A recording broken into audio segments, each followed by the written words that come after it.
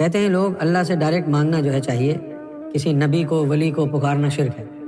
یہ تصور جو ہے باطل ہے، کیونکہ نبی اور ولی اللہ کی طرف سے بھیجے جاتے ہیں۔ نبی اور ولی کے پاس اپنی کوئی طاقت ہوتی ہے؟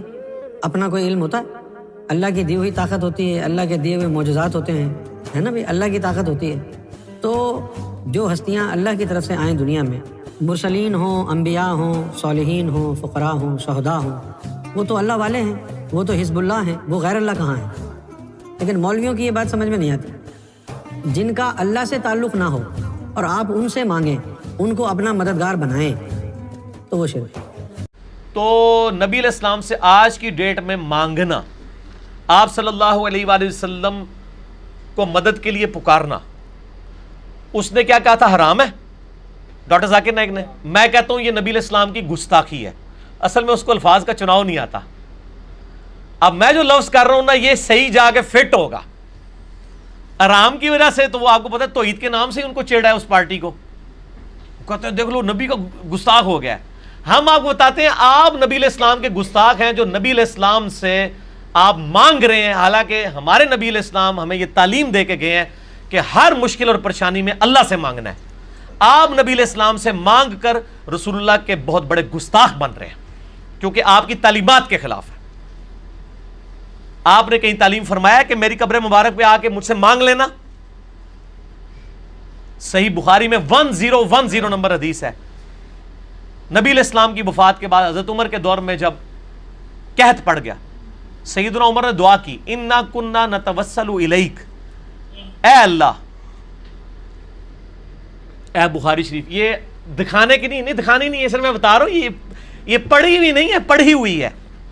اب میں اس میں سے وہ بخاری شریف چونکہ میرے سامنے ہے، میں 1010 نمبر حدیث کھول بھی لیتا ہوں کہ حضرت عمر کا کیا عقیدہ ہے کہ آج کی ڈیٹ میں نبی علیہ السلام سے مانگنا چاہیے کہ نہیں مانگنا چاہیے۔ ہاں جی، اللہم انا کننا نتوسل الیک بنبینا صلی اللہ علیہ وآلہ وسلم۔ قحط پڑ گیا، حضرت عمر نبی علیہ السلام کے چچا عباس ابن عبد المطلب کو لے کے نکلے اور کہا، اے اللہ، جب تک تیرے نبی ہم میں موجود تھے، پہلے پہل ہم ان کو تیری بارگاہ میں توسل کے طور پر پیش کرتے تھے۔ اور توسل کا مطلب کیا کہ ان کی دعا کی برکت سے بارش نازل ہوتی تھی۔ فتسقینا، تو ہم پہ بارش برسا دیا کرتا تھا۔ وَإِنَّا نَتَوَسَّلُ إِلَيْكَ بِعَمِّ نَبِيِّنَا، اب ہم نبی صلی اللہ علیہ وآلہ وسلم کے چچا کو توسل کے طور پر لے کے آئے ہیں۔ حضرت عباس کو ساتھ لے کے گئے تھے۔ فسقنا، پس ہم پہ بارش نازل فرما۔ قال، حضرت انس ابن مالک کہتے ہیں، فیسقون، تو ان کے اوپر بارش نازل ہو جایا کرتی تھی۔ حضرت عمر کو پتہ کیا چاہیے تھا؟ وہ یہ کہتے کہ اے اللہ، جب تک تیرے نبی ہم میں موجود تھے ہم ان کو لاتے تھے، اب ہم نبی علیہ السلام کی قبر مبارک پہ آئے ہیں، یا رسول اللہ صلی اللہ علیہ وآلہ وسلم، جب تک آپ قبر مبارک سے باہر تھے آپ ہمارے لیے دعا کرتے تھے، اب ہم آپ کو قبر پہ پکارتے ہیں، آپ اللہ کے حضور ہمارے لیے دعا کریں تاکہ اللہ تعالیٰ ہم پہ بارش نازل فرمائے۔ یہ جو فارمولہ آج ایک خاص پارٹی نے، ایک فرقے نے اپنی پبلک کو سکھایا ہوا ہے، حضرت عمر کو یہ فارمولہ نہیں آتا تھا۔ حالانکہ حضرت عمر وہ صحابی ہیں کہ بخاری مسلم میں آتا ہے، صلح حدیبیہ کے موقع پر جب پانی کم پڑ گیا اور ساری طرف سے وہ ایک پیالہ جمع کیا گیا، تو حضرت عمر ہی وہ تھے جنہوں نے نبی علیہ السلام سے کہا تھا، یا رسول اللہ اپنے مبارک ہاتھ اس میں ڈالیں تاکہ اس سے چشمے جاری ہوں۔ نبی علیہ السلام نے ایک پیالے میں ہاتھ ڈالا، جابر بن عبداللہ کہتے ہیں 1500 صحابہ نے پانی پیا، جانوروں کو پلایا، سٹور کر لیا، اور اللہ کی قسم ہم 1,00,000 بھی ہوتے تو وہ پانی اس سے بھی زیادہ تھا۔ حضرت عمر یہ کام کروا چکے تھے، تو میرا خیال ہے سب سے بیسٹ پرسنالٹی تھی حضرت عمر کہ وہ ایک پیالہ اٹھاتے، قبر رسول پہ جاتے اور کہتے یا رسول اللہ اپنا ہاتھ مبارک باہر نکالیں، اس پیالے میں رکھ دیں، امت کو سیراب کر دیں۔ یہ لا کے جعلی روایتیں مصنف ابن ابی شیبہ سے، جی ایک بدو آ گیا، عرابی آ گیا، اس میں عامش مدلس ان سے روایت کر رہا ہے، وہ جعلی روایتیں ایک دور کی کتابوں سے پیش کر رہے ہیں، اور خلیفہ راشد کا عمل صحیح بخاری کے اندر موجود ہے جو پوری امت کو عقیدہ بتا رہا ہے، وہ لیتے ہی نہیں ہے۔ ہمارا عقیدہ حضرت عمر والا ہے، ان کو تو وسوسہ بھی نہیں آیا کہ میں جا کے قبر مبارک پہ کہوں یا رسول اللہ، میں نے تو یاد ہوگا آپ کو، میں نے صلح حدیبیہ کے موقع پہ بھی آپ سے یہ چشمے جاری کروائے تھے، آپ مہربانی فرمائیں، لیکن نہیں۔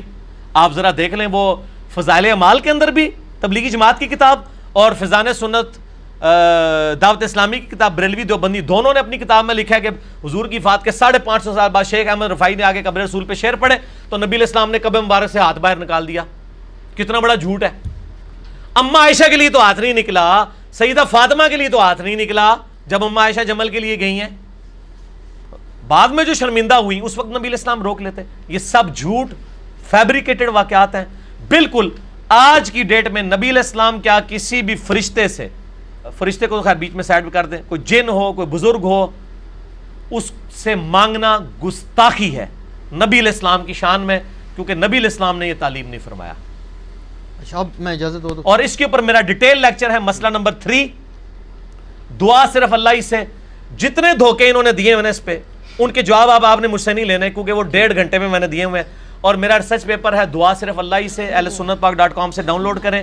اور اسی کی ایکسٹینشن ہے وسیلہ اور توسل کے صحیح احکام و مسائل. وسیلے کو ہم بھی مانتے ہیں, لیکن آپ والا وسیلہ نہیں, حضرت عمر والا وسیلہ جو انہوں نے بتایا وسیلے کا مطلب کیا ہے. آج اللہ کے نبی دنیا میں موجود ہوں, ہم کسی کے پاس اپنا مسئلہ نہیں لے جائیں گے, ڈائریکٹ نبی علیہ السلام کے پاس لے کے جائیں گے. لیکن نبی علیہ السلام کی وفات کے بعد سقیفہ بنی ساعدہ میں اختلاف ہوا, حضرت علی نے 6 مہینے تک بیعت نہیں کی ہے, حضرت ابوبکر نے اپنا مقدمہ قبر رسول پہ پیش نہیں کیا. 6 مہینے تک تو اختلاف رہا ہے نا. اختلاف کیوں رہا ہے؟ 1 منٹ میں حل ہو سکتا تھا, قبر رسول پہ جا کے فیصلہ کروا لیتے. ان کے دماغ میں بھی نہیں تھا کہ نبی علیہ السلام سے یہ کمیونیکیشن ہو سکتی ہے.